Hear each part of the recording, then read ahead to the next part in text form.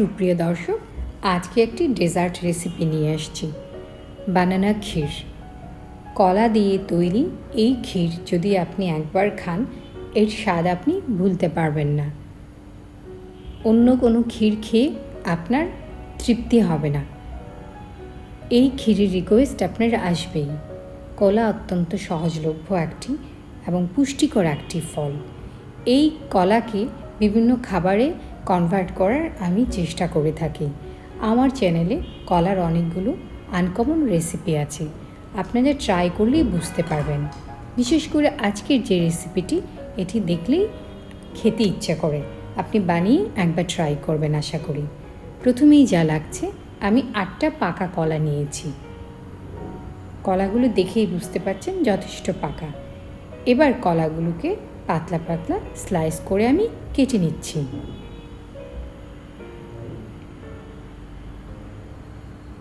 বাচ্চারা অনেক সময় কলা খেতে চায় না, আপনি এই ডেজার্টটি বানিয়ে দিলে ওরা অনায়াসেই খেয়ে নেবে। অত্যন্ত কম উপকরণে আমি আজকের এই ডেজার্টটি তৈরি করেছি।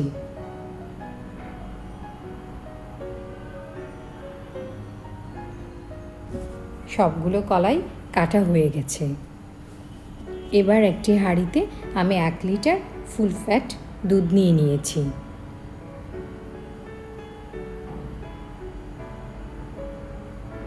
এলাচ গুঁড়ো দিয়েছি 1/4 চা চামচ, এটা সুন্দর একটা ফ্লেভার আনবে।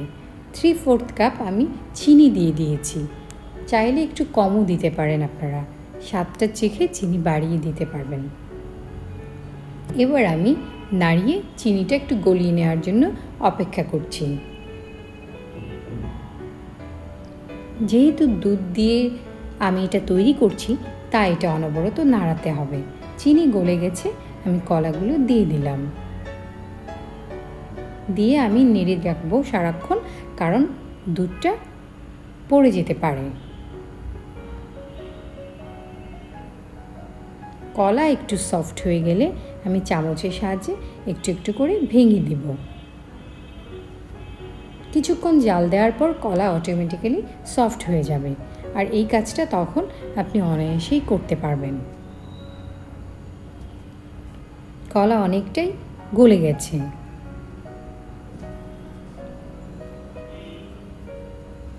এভাবে নাড়াতে থাকবো এবং কলাগুলোকে ভেঙে দিব।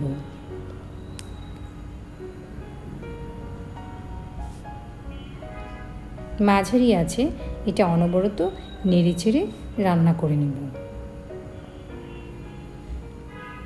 এই সময় যে কী স্মেল বের হয়, সেটা আপনি আসলে রান্না করলেই বুঝতে পারবেন। অনবরত না নাড়ালে এইভাবে ছিটকিয়ে আপনার গায়ে পড়তে পারে, তাই নেড়ে চেড়েই রান্না করবেন।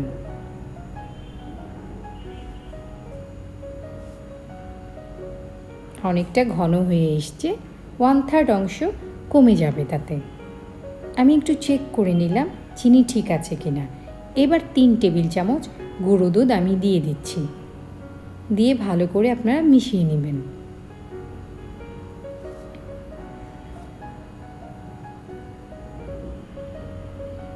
আস্তে আস্তে এটা আরও ঘন হয়ে গেছে।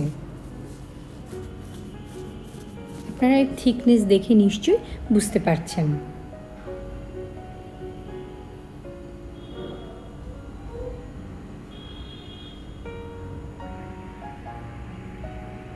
এটা হয়ে গেছে, আমি চুলাটা বন্ধ করে দিচ্ছি।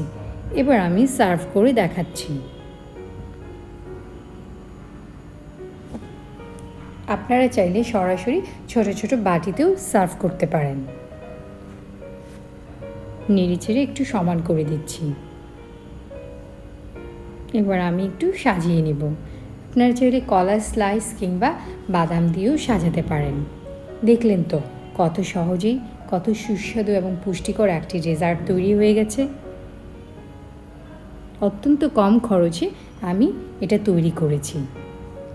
আমি চেষ্টা করি রান্নাকে অনেক সহজভাবে করে দেখাতে, যাতে করে নতুন রাঁধুনিরাও সহজে এটা করে নিতে পারেন। আমার আজকের রেসিপিটি যদি আপনাদের ভালো লাগে, আপনাদের উপকারে আসে, আমার চ্যানেলটা প্লিজ সাবস্ক্রাইব করবেন। লাইক কমেন্ট করে আপনাদের মূল্যবান মতামত আমাকে জানাবেন এবং শেয়ার করে আমাকে সাপোর্ট করবেন। আর বেল আইকনটা ক্লিক করে রাখবেন, তাতে রেসিপি সবার আগে পেয়ে যাবেন।